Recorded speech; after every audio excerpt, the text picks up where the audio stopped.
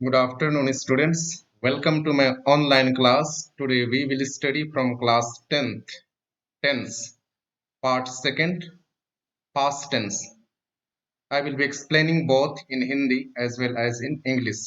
तो मैं हिंदी में भी एक्सप्लेन करूंगा और अंग्रेजी में भी एक्सप्लेन करूंगा। पिछला वीडियो में आपने देख लिया प्रेजेंट टेंस के बारे में। प्रेजेंट टेंस के चारों भाग के बारे में हमने पढ़ा। आज हम लोग पढ़ने जा रहे हैं पास्ट टेंस के जो 4 भाग हैं उसको हम लोग पढ़ने जा रहे हैं। तो मैं एक एक करके आप प्रत्येक को पढ़ाऊंगा और आप ध्यान से पढ़िए और निश्चित ही आप लोगों को बहुत अच्छे से समझ में आ जाएगा। तो हम शुरुआत करते हैं। Past tense.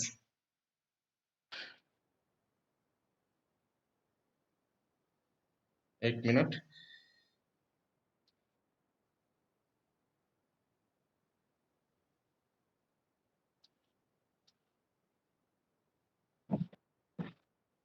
तो सिंपल पास्ट टेंस। तो पास्ट टेंस के भी 4 भाग हैं जैसे कि मैं कल पढ़ा चुका हूं मैं आप लोगों को। सिंपल पास्ट टेंस या पास्ट इंडेफिनिट टेंस, फिर past continuous tense, past perfect tense और पास्ट परफेक्ट कंटिन्यूअस टेंस। तो उसी में से हम लोग अभी वाक्य बना करके एक एक को हम देखेंगे। तो पहला भाग जो सिंपल पास्ट टेंस या तो इसको पास्ट इंडेफिनिट भी कहा जाता है, इसको हम अभी पढ़ने जा रहे हैं। तो सबसे पहले हम लोग देखेंगे पॉजिटिव स्ट्रक्चर। पॉजिटिव स्ट्रक्चर, इसका पहले रूल्स नियम देख लेते हैं। तो इसका है सबसे पहले सब्जेक्ट। तो कल मैं पढ़ा चुका हूं मैं subject, first person, second person और थर्ड पर्सन, सिंगुलर प्लूरल क्या क्या सब्जेक्ट होते हैं आप उसको अच्छी तरह से पढ़ लिए हैं।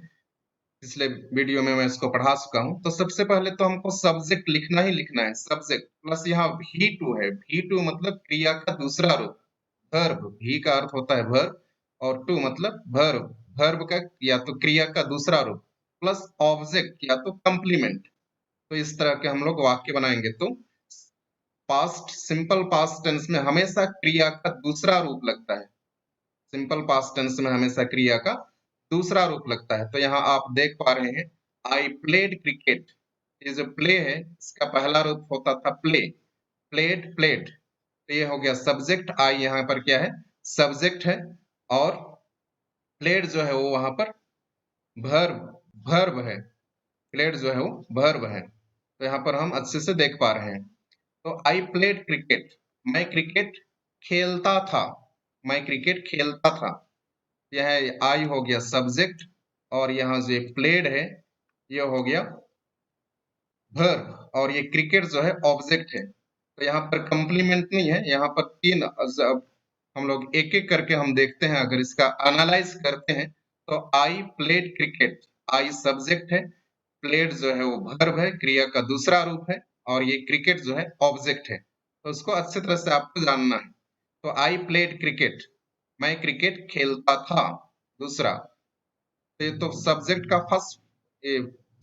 फर्स्ट पर्सन का ही सिंगुलर है और फर्स्ट पर्सन का ही प्लूरल देखते हैं। प्लूरल सब्जेक्ट यहाँ वी है। Plural subject we played cricket, हम लोग क्रिकेट खेलते थे। और सेकंड पर्सन में देखो, सेकंड पर्सन का सब्जेक्ट यू है, यू प्लेड क्रिकेट, तुम क्रिकेट खेलते थे। और यहाँ थर्ड पर्सन, तो इसमें किसी में भी अंतर नहीं है। हमको यहाँ उतना मतलब जिस तरह से प्रेजेंट टेंस में बहुत ध्यान देने की जरूरत होती है उस तरह के इसमें अधिक ध्यान देने की जरूरत नहीं है। बाकी हमको सब्जेक्ट लिख देना है, चाहे वो फर्स्ट पर्सन हो या सेकंड पर्सन हो या थर्ड पर्सन, सभी के साथ क्रिया का दूसरा रूप लगता है। सबके साथ क्रिया का दूसरा रूप लगता है। तो जैसे ही प्लेड क्रिकेट, वह क्रिकेट खेलता था। सी प्लेड क्रिकेट, वह क्रिकेट खेलती थी। Rohit played cricket, Rohit cricket खेलता था। दे प्लेड क्रिकेट, उन लोग क्रिकेट खेलते थे। तो इस तरह से हम देख सकते हैं they played cricket, way cricket खेलते थे। तो ये तो हो गया सिंपल पास्ट टेंस। और स्ट्रक्चर हमको याद रखना है, सब्जेक्ट प्लस क्रिया का दूसरा रूप, ऑब्जेक्ट या तो कंप्लीमेंट। फिर इधर ये जो क्वेश्चन टैग है, कल मैं एक चीज बताने भूल गया मैं आप लोगों को। तो क्वेश्चन टैग जो होता है दो प्रकार का होता है। एक तो पॉजिटिव होता है और दूसरा नेगेटिव होता है। तो यहाँ मैं नेगेटिव केवल बताया, मैं पिछले वीडियो में भी मैं नेगेटिव के बारे में केवल बताया। तो यहाँ पॉजिटिव भी होता है। जैसे यहाँ आई प्लेड क्रिकेट, अगर हम इसको नेगेटिव में बनाएंगे तो डिड नॉट का प्रयोग किया जाएगा।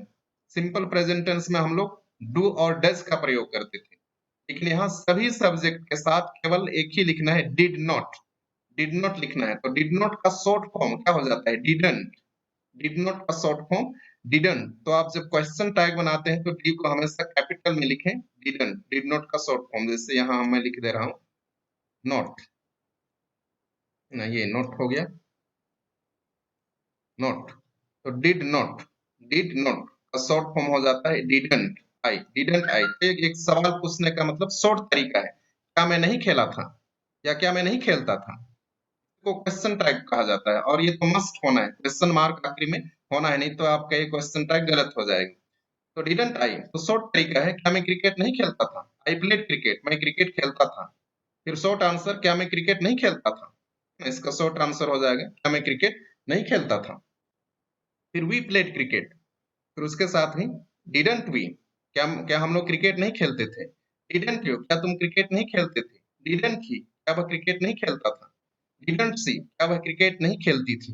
डिडंट ही, क्या वह क्रिकेट नहीं खेलता था। तो यहाँ रोहित है, तो यहाँ डिडंट रोहित नहीं लिखेंगे, लेकिन उसका प्रोनाउन संज्ञा के बदले में जो शब्द आता है सर्वनाम ही लगाएंगे। तो यहाँ रोहित के बदले में ही लगाए हैं, तो डिडंट ही, डिडंट रोहित लिखेंगे तो गलत हो जाएगा, डिडंट ही। उसके बाद में डिडंट दे। तो ये तो हो गया नेगेटिव क्वेश्चन टैग। अगर हमको इधर नेगेटिव रहता, मान लो यहाँ आई did not play cricket, I did not, आगे अगला स्लाइड में हम लोग देखेंगे तो वहां और थोड़ा सा मैं बताऊंगा। अगर यहाँ नेगेटिव होता, इधर मेरे बाएं तरफ अगर नेगेटिव होता आई डिड नॉट प्ले क्रिकेट, तो इधर क्या हो जाता, डिड आई हो जाता, डिड वी हो जाता। इधर पॉजिटिव हो जाता, did I, did we, did you, did he, did she, did he, did they, इस तरह से होता क्वेश्चन टाइप। तो आप लोगों को अच्छे से समझ में आ गया होगा। तो हम लोग अगला स्लाइड देखते हैं, जिसमें कि हम लोग नेगेटिव स्ट्रक्चर देखेंगे। पॉजिटिव स्ट्रक्चर आपको अच्छी तरह से समझ में आ गया होगा। तो हमेशा क्रिया का सिंपल पास्ट टेंस में क्रिया का दूसरा रूप लगता है। तो अगला स्लाइड हम देखते हैं।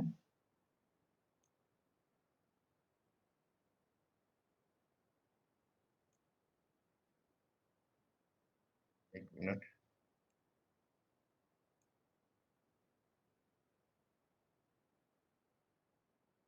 तो यह simple past tense negative and interrogative structure, negative and interrogative structure.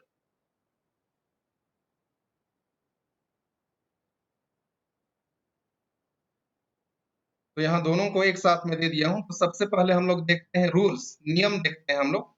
तो सबसे पहले हमको सब्जेक्ट, सब्जेक्ट को लिखना ही है। उसके बाद प्लस डिड नॉट, तो यहाँ डिड नॉट का प्रयोग करेंगे।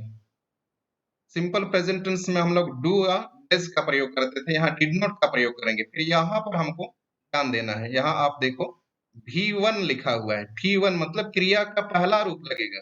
जब डिड नॉट का प्रयोग करेंगे तो क्रिया का जो दूसरा रूप है वो बदल जाता है क्रिया का पहला रूप में। वहां स्लाइड में प्लेड था, तो यहाँ डिड नॉट लगा लिया हम लोग, यहाँ डिड नॉट लिख दिए, तो ये क्या में बदल गया, क्रिया का पहला रूप में बदल गया। तो ये क्रिया का पहला रूप। फिर ये ऑब्जेक्ट या कंप्लीमेंट लिखते हैं, तो ये तो ऑब्जेक्ट ही है। तो जैसे I did not play cricket, मैं क्रिकेट नहीं खेलता था। We did not play cricket, हम लोग क्रिकेट नहीं खेलते थे।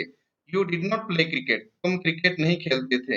He did not play cricket, वह क्रिकेट नहीं खेलता था। She did not play cricket, वह क्रिकेट नहीं खेलती थी।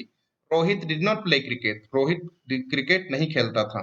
दे did not play cricket, way cricket नहीं खेलते थे। तो हम लोग यहाँ देख रहे हैं जब डिड नॉट लगाए तो इधर क्रिया का जो पहल, क्रिया का जो रूप है वो बदली हो गया। सब में देखो ये प्ले, प्लेड था, अभी क्या हो गया, क्रिया का पहला रूप आ गया प्ले। प्ले सब में ये आ गया, क्रिया का पहला रूप आ गया। तो देखो इसको ध्यान में देना है, जब हम डिड नॉट लगाते हैं तो ये क्रिया का रूप बदलता है, क्रिया का पहला रूप आ जाता है। सिंपल प्रेजेंट टेंस में हमेशा क्रिया का दूसरा रूप लगाते हैं, लेकिन जब नेगेटिव सेंटेंस बनाते हैं या तो इंटेरोगेटिव सेंटेंस बनाते हैं तो क्रिया का रूप पहला रूप में बदल जाता है। तो ये तो स्पष्ट हो गया होगा।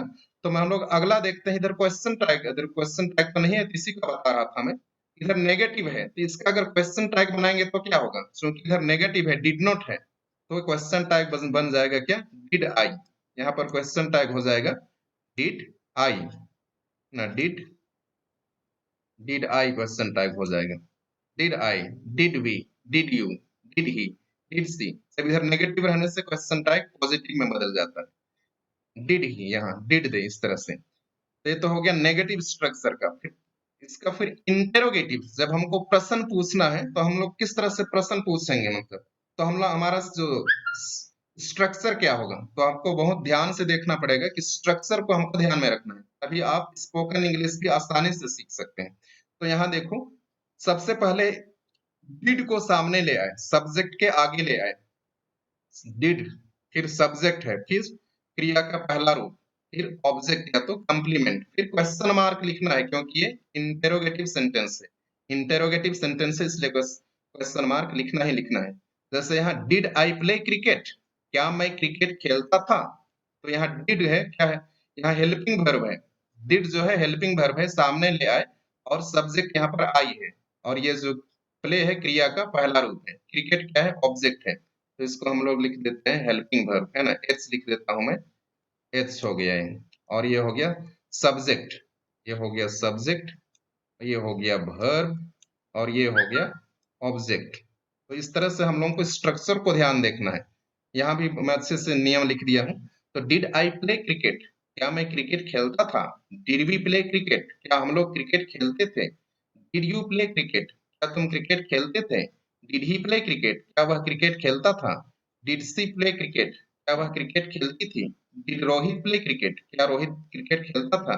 डिड दे प्ले क्रिकेट, क्या वे क्रिकेट खेलते थे। तो इस तरह से ये वाक्य प्रश्न पूछने के लिए मतलब वाक्य बन गया।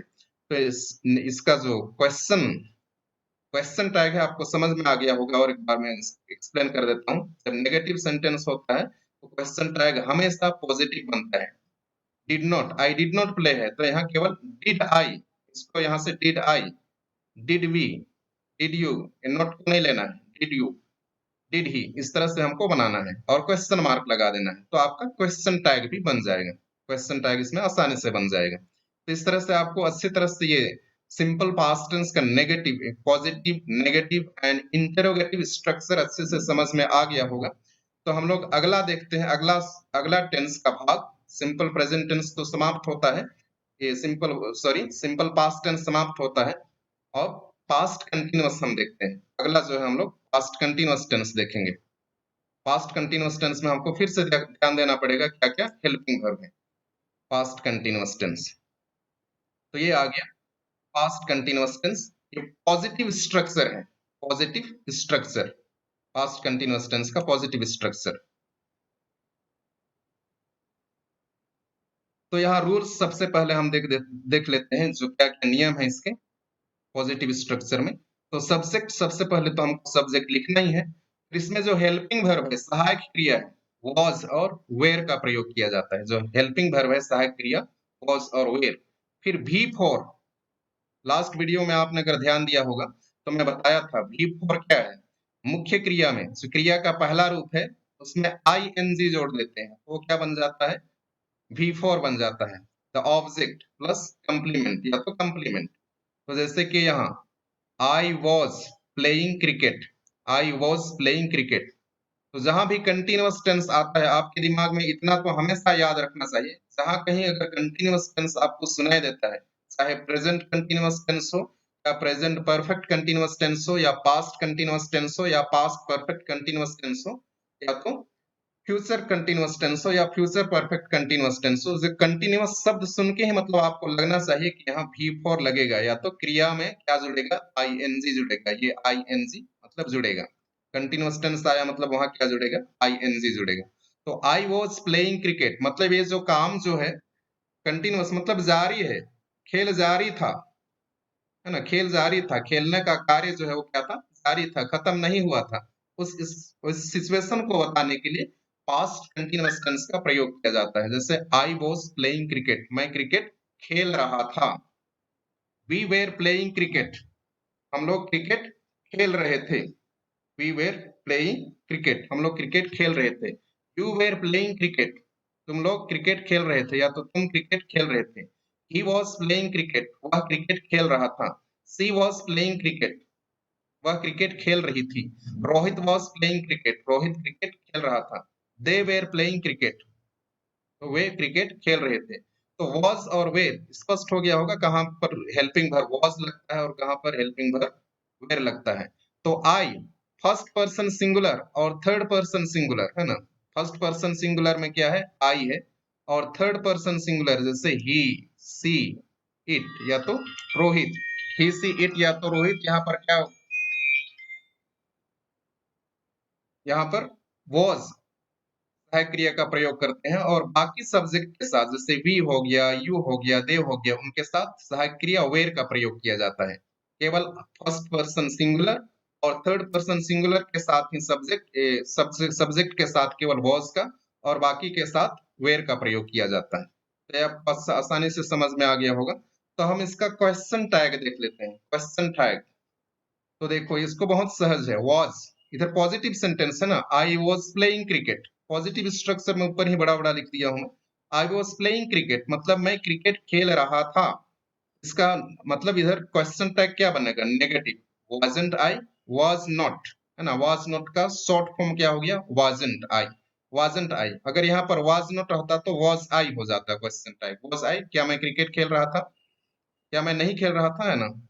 तो आई वॉज प्लेइंग क्रिकेट मतलब मैं क्रिकेट खेल रहा था, क्या मैं नहीं खेल रहा था। वॉजंट आई मतलब क्या मैं नहीं खेल रहा था। फिर यहाँ वेर नॉट को वेरेंट, वेर नॉट को क्वेश्चन टैग बनता है weren't, weren't we, weren't you, wasn't he, wasn't she, wasn't he, weren't they. तो इस तरह से, तो यहाँ जहाँ नाम है वहां पर नाम वाजंट रोहित लिखेंगे तो गलत हो जाएगा। उसको हमेशा प्रोनाउन ही लगाना पड़ेगा, सर्वनाम ही लगाना पड़ेगा। क्योंकि रोहित अगर यहाँ कोई लड़की होती, गीता होता, तो यहाँ वाजंट सी हो जाता, वाजंट ही नहीं लिखते हम लोग, वाजंट सी लिखते। तो ये क्वेश्चन टैग भी आपको अच्छे से समझ में आ गया होगा, बहुत सहज है। जब इधर पॉजिटिव सेंटेंस है बाएं तरफ, तो इधर उसका जो क्वेश्चन टैग होगा वो हमेशा ही क्या होगा, नेगेटिव होगा क्वेश्चन टैग। और अगर इधर नेगेटिव है तो इसका क्वेश्चन टैग क्या हो जाएगा, पॉजिटिव हो जाएगा। तो हम अगला अगला जो स्लाइड है हम उसको अच्छी तरह से उसमें पढ़ लेंगे। ये पॉजिटिव स्ट्रक्चर खत्म हो गया पास्ट कंटिन्यूअस टेंस का। तो अगला जो स्ट्रक्चर है वो नेगेटिव सेंटेंस और इंटेरोगेटिव सेंटेंस का आने वाला है। तो हम अगला स्लाइड में देखते हैं कि किस तरह से नेगेटिव स्ट्रक्चर बनाया जाता है पास्ट कंटिन्यूअस टेंस का। पास्ट कंटिन्यूअस टेंस में हम अगला नेगेटिव स्ट्रक्चर किस तरह से बनाते हैं। तो past continuous tense negative and interrogative structure